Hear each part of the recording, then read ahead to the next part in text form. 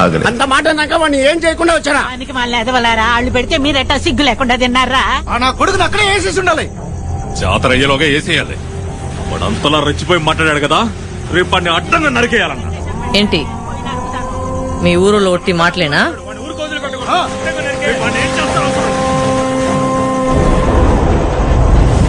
ఆ రోజు జాతర చివరి రోజు అయ్యగారు దేవుడి ఊరేగింపుతో ఏటిగట్టుకు వెళ్లారు.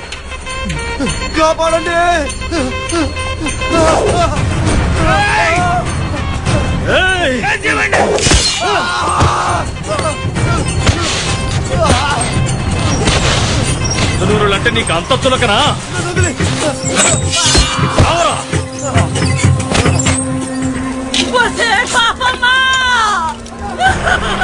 నీ కొడుకు నరికి చంపేశారా తల్లి?